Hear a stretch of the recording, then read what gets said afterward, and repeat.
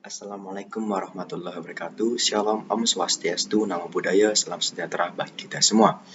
Sebelumnya, perkenalkan nama saya Ali dengan NIM 8111420304. Dalam kesempatan kali ini, izinkanlah saya untuk menyampaikan hal-hal penting berkaitan dengan peran perjanjian internasional dalam menyelesaikan sengketa internasional yang didasari atas pertanyaan bagaimana peran perjanjian internasional itu sendiri sebagai dasar dalam menyelesaikan sengketa internasional. Kegiatan ini ialah untuk menyelesaikan tugas ujian akhir semester dalam mata kuliah Hukum Internasional yang diampu oleh Pak Ridwan. Dalam hukum nasional, keberadaan perjanjian internasional diatur dalam Undang-Undang Nomor 24 Tahun 2000 tentang Perjanjian Internasional.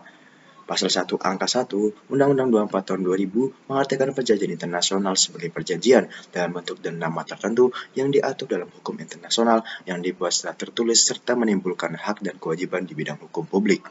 Patut diketahui terlebih dahulu bahwa pasal 26 Vienna Convention on the Law of Treaties Between States 1969 menegaskan bahwa dalam konteks perjanjian internasional antara negara terdapat asas Pacta Sunt Servanda yang berbunyi every treaty in force in binding upon the parties to it and must be performed by them in good faith.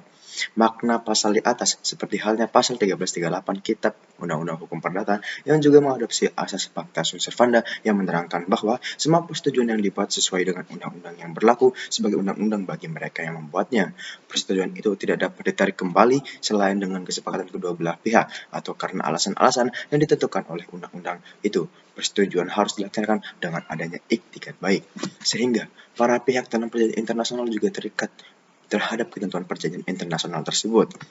Perjanjian internasional dalam penyelesaian sengketa internasional, ketentuan penyelesaian sengketa dalam hukum internasional pada umumnya berdasarkan pasal 33 Piagam Persatuan Bangsa-Bangsa. Pihak yang terlibat dalam pertikaian atau sengketa pertama-tama harus mencari penyelesaian dengan jalan perundingan, penyelidikan, mediasi, konsiliasi, arbitrase, penyelesaian menurut hukum badan yudisial menggunakan pengaturan-pengaturan atau badan regional atau dengan cara damai lainnya yang dipilih oleh mereka sendiri, sehingga pada dasarnya berdasarkan hukum internasional atau lebih spesifiknya dalam Piagam Persatuan Bangsa-Bangsa, setiap negara yang terlibat dalam sengketa diberi kebebasan untuk memilih mekanisme penyelesaian sengketa secara damai sebagaimana yang disebutkan dalam pasal 33 Piagam PBB. Meski dalam pasal 36 ayat 3 Piagam PBB menyatakan bahwa sengketa atau pertikaian hukum pada umumnya harus diajukan oleh para pihak ke Mahkamah Internasional yang merupakan organ yudisial utama dalam PBB. Selanjutnya, berdasarkan statuta Mahkamah Internasional, Mahkamah dalam memberikan putusan terhadap sengketa-sengketa yang diajukan kepadanya harus memberlakukan 1. Konvensi-konvensi perjanjian atau perjanjian internasional baik umum maupun khusus yang diakui oleh para pihak. Kemudian kedua, kebiasaan-kebiasaan internasional sebagai bukti dari praktek-praktek umum yang diterima sebagai hukum. Kemudian selanjutnya, prinsip-prinsip hukum yang diakui oleh bangsa-bangsa beradab. Ketiga, keempat, percaya keputusan-keputusan hakim dengan tetap memperhatikan ketentuan bahwa putusan Mahkamah Internasional tidak mengikat selain dari para pihak yang bersengketa dan ajaran-ajaran dari para ahli hukum yang terpandang di berbagai negara sebagai pelengkap untuk penentuan peraturan-peraturan hukum. Sebagai catatan, bahwa dalam pasal 40 ayat 1 Statuta Mahkamah Internasional dijelaskan, cases are brought before the court, as the case may be either be a notification of the special agreement of by written application addressed to the registrar. In the either case, the subject of the dispute and the parties shall indicate. Berdasarkan pasal di atas, dalam hal ini terjadi sengketa internasional, para pihak dapat membuat perjanjian internasional untuk menyelesaikan sengketanya melalui Mahkamah Internasional.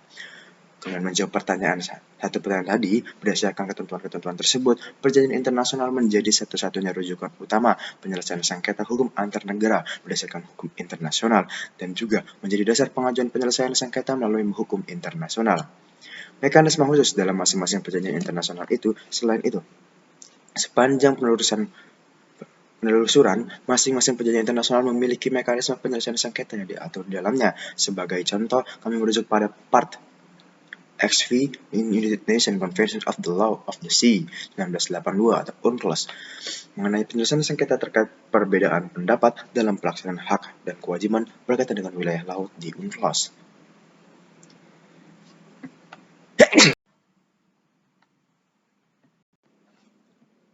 Pasal-pasal utama UNCLOS tersebut diantaranya adalah pasal 279 UNCLOS mengenai penyelesaian sengketa secara damai yang berbunyi, said parties shall settle any dispute between the concerning the interpreted or application of this convention by peaceful means in accordance with Article 2, Paragraph 3 of the Charter of the United Nations, and to this end shall seek a solution by the means indicated in Article 33, Paragraph 1 of the Charter.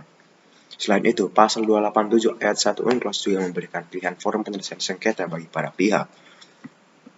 Berdasarkan pasal di atas, jika terjadi sengketa mengenai pelaksanaan hak dan kewajiban terkait wilayah laut, maka dapat diselesaikan, misalnya melalui International Tribunal of the Law of the Sea dan Mahkamah Internasional atau International Court of Justice, tergantung dari pilihan para pihak yang bersengketa. Sebagaimana telah diterangkan di atas, ketika terjadi sengketa antara pihak mengenai pelaksanaan perjanjian internasional berdasarkan atas asas Pacta Sunt Servanda, maka para pihak wajib menyelesaikan sengketa berdasarkan mekanisme penyelesaian sengketa yang tercantum dalam perjanjian internasional tersebut. Menyambung kembali pertanyaan yang tersebut, dengan demikian peran lain perjanjian internasional dalam penyelesaian sengketa internasional timbul karena perjanjian internasional seringkali mengatur mekanisme penyelesaian sengketa terkait perjanjian internasional itu sendiri yang wajib ditaati oleh para pihak. Kesimpulannya, perjanjian internasional berperan dalam penyelesaian sengketa internasional karena 1. Perjanjian internasional menjadi salah satu rujukan utama Mahkamah Internasional dalam memutus sengketa hukum antar negara. 2. Perjanjian internasional menjadi dasar untuk mengajukan penyelesaian sengketa kepada forum penyelesaian sengketa tertentu seperti Mahkamah Internasional. Dan 3. Berbagai perjanjian internasional memuat pasal sengketa mengenai mekanisme penyelesaian sengketa berkaitan dengan pelaksanaan perjanjian internasional itu sendiri dan yang harus ditaati oleh para pihak. Demikian penjelasan dari saya. Mohon maaf bila ada salah kata, kesalahan datangnya dari saya, dan kebenaran hanyalah datang dari Tuhan. Terima kasih. Assalamualaikum warahmatullahi wabarakatuh.